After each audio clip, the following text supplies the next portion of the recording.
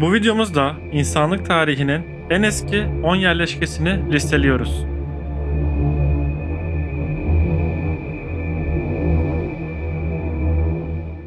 Tarım devrimi ile birlikte insanlar yerleşik olarak yaşamaya başladı.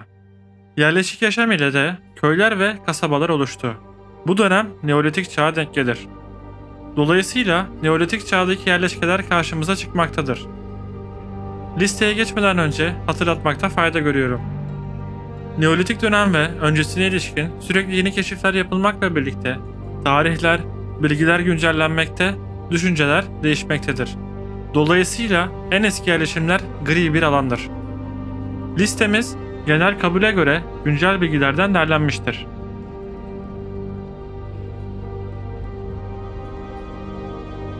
Biblos, Lübnan'da bulunan ve günümüzde de var olan ilk yerleşimin M.Ö. 8800 yıllarında yapıldığı bir yerleşkedir. Evlerin sıvalı zeminleriyle sanki bir gemi gibi dar ve uzun şekilde inşa edilmesi dikkati çekmektedir.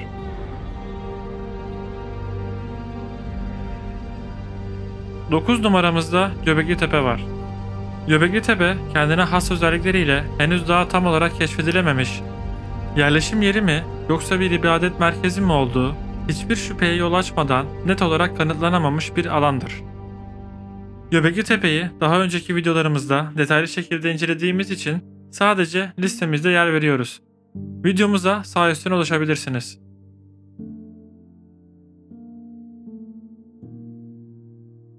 Balkanların ilk yerleşkesi günümüz Sırbistan ile Romanya sınırında Tuna Nehri kıyısında Demirkapılar geçidinde bulunan Lepinski bölgesidir.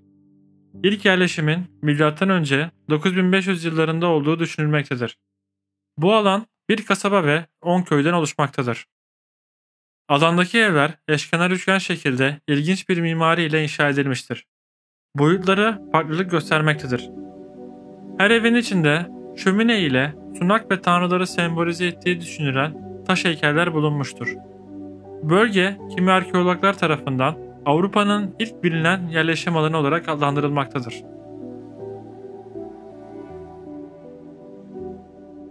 Kudüs şehri ve Ölüdeniz'in yakınında Ürdün Vadisi'nde bulunan, günümüzde hala ayakta olan Eriha şehrinin ilk yerleşiminin M.Ö. 9500-10.000 yılları olduğu düşünülmektedir. Yerleşke ilk olarak avcı toplayıcı grupların popüler bir kamp alanıydı. İklimin tekrar elverişli hale gelmesiyle sürekli yerleşim mümkün hale gelmiştir. Bu yerleşkenin ayırt edici özellikleri ise Tel Karamel'den sonraki en eski kuleyi barındırması ve şehri çevreleyen ilk koruyucu duvarın bu yerleşkede inşa edilmiş olmasıdır.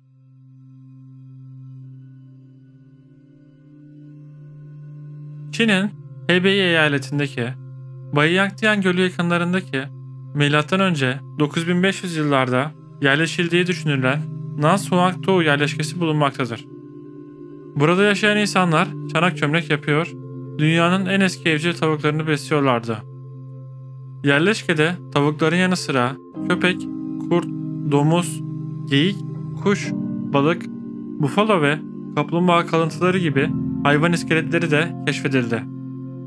Bu çeşitlilik bölgedeki erken toplulukların hayvancılık ve avcılıkla uğraştığını gösteriyor.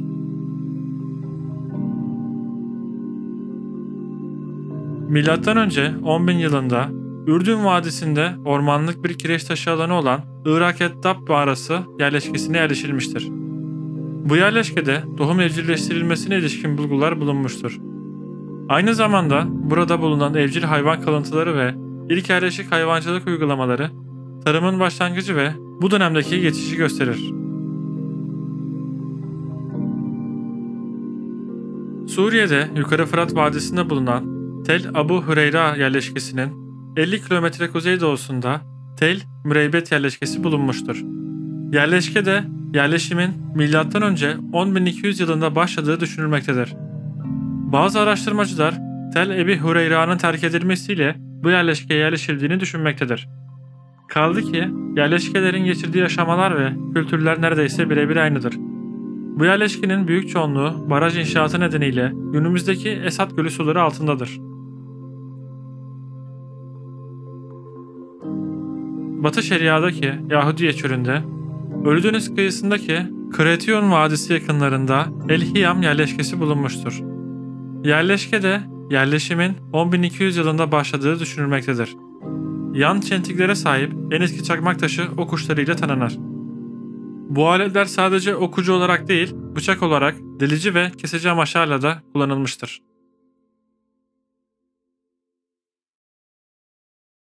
Suriye'de bulunan Halep şehrinin 25 kilometre kuzeyindeki Tel Karamer yerleşkesinde M.Ö. 10.650-9.650 yıllarına ait 5 adet dairesel taş kule bulunmuştur. Bunlar dünyanın en eski yapılarıdır. Savunma amaçlı inşa edildiği tahmin edilmektedir. Yerleşkede yerleşimin M.Ö. 10.890 yılında başladığı düşünülmektedir. Alanın çok azı kazılabilmiştir. İskeletler üstünde yapılan araştırmada çoğu iskeletin ölümünden sonra kafatasının kesildiği gözlemlenmiştir. Bu da yerleşkeye ata kültürün hakim olduğu anlamına geliyor. Suriye'de Yukarı Fırat Vadisi'nde bulunan Tel Ebu Hüreyra yerleşkesi dünyanın ilk çiftçilerinden bazılarına ev sahipliği yapmıştır. Şehir sakinleri avcı toplayıcılıktan çiftçiliğe geçmiştir. Alana M.Ö. 13.000 yıllarında yerleşilmiş ve iki ayrı dönemde yaşanmıştır. İlk dönemde yerleşim avcı toplayıcıların bir köyüydü. Sakinleri çukur evlerde yaşanmaktaydı. Bu evler küçük, yuvarlak şekilde olup ahşap direklerle desteklenmiş, çatıları çalı çırpı kamışlarla yapılmıştır. Besinlerini avcılık, balıkçılık ve yabani bitki toplayarak elde ediyorlardı. Etrafları nehir, orman, bozkır gibi çeşitli bitki örtüleriyle kaplı olduğu için farklı türlerde bitkiler toplayabiliyorlardı. Kuvvetle muhtemel toplu avlanıyorlardı. Başarılı bir toplu av sonrasında avlanmış büyük hayvanlardan çok sayıda besin, kemik ve deri gibi yararlı malzeme çıkıyordu. Besin ve malzemelerin toplanarak nakledilmesi sırasında zamanla yarışılıyordu. Tüm bunlar yetmezmiş gibi depolanması da ayrı bir dertti. Bu sorunların üstesinden işbirliğiyle gelinebilirdi.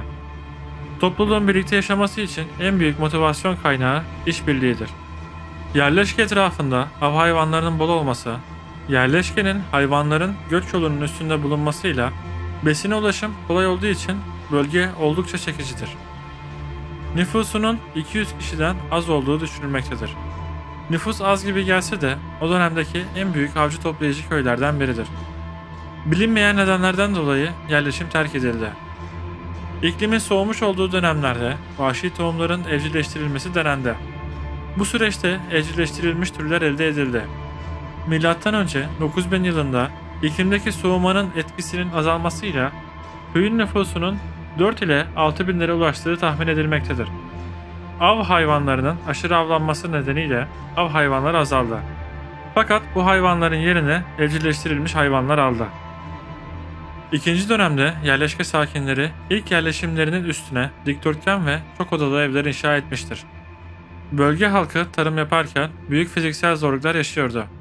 Mesela mahsullerini hasat ederken saatlerce dizüstü çöküyorlardı. Tahılların öğütülmesi sonucunda basınca maruz kalıyorlardı.